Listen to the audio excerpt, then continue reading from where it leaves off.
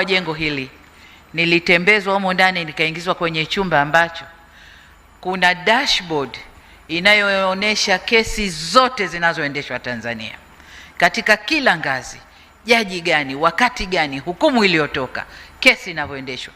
Iko hapa, hakuna Afrika, hakuna, tunayo sisi Tanzania. Na nadhani naambiwa nchi ambayo wanayo ni Indonesia, jaji mkuu. Nadhani ni Indonesia, lakini wapi? Kazakhstan, ambao na wenyewe walikuja kutuangalia sisi hapa tunafanya vipi. Kwa hiyo we have moved tena vizuri sana.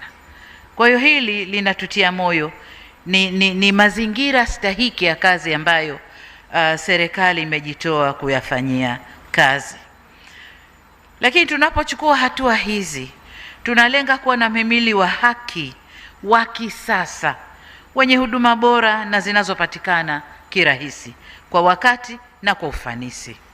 Kwa hiyo mimi niendelee tena kuwapongeza kwamba mmetoka kule kwenye ule msemo wa justice delayed is justice denied. Hatuko huko, na Mheshimiwa Jaji Mkuu ameisema vizuri hapa.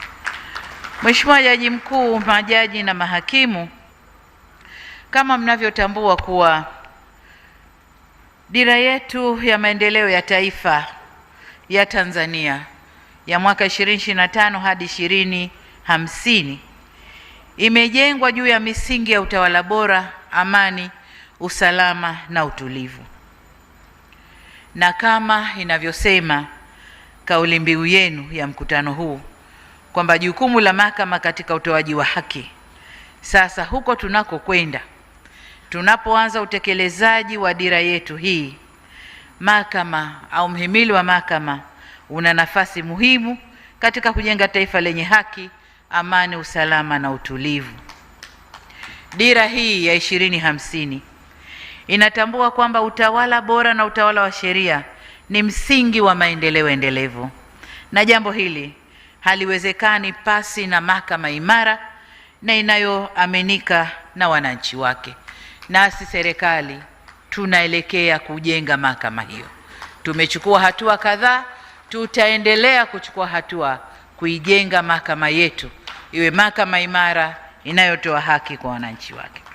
Lakini nataka niwaambie, juzi hapa serikali tulipitisha mpango wa muda mrefu wa utekelezaji wa dira hii, na katika mpango ule 22% ya mambo yaliyoko katika mpango ule yatafanywa na serikali yenyewe. 70% ya mambo yaliyopangwa kwenye mpango ule yatafanywa kati ya private sector, sekta binafsi na serikali, na 8% tu ndio yatafanywa na mashirika yetu ya umma. Sasa katika hali kama hii, mahakama ina kazi kubwa ya kufanya. Tunaitarajia mahakama isimame imara kusimamia haya, kwa sababu tunaposema 70% itatekelezwa kwa joint venture au kwa ushirikiano baina ya serikali na sekta binafsi, tunatarajia kualika sekta binafsi ya dunia yote kuja Tanzania.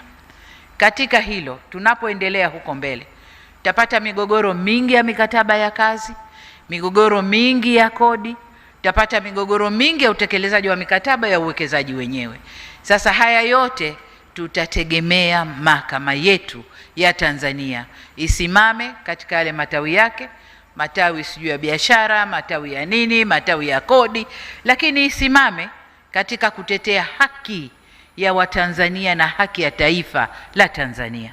Kwa hiyo mahakama tunawategemea, nanyi ni mhimili muhimu sana katika utekelezaji wa dira yetu ya taifa ya miaka 25 inayokuja.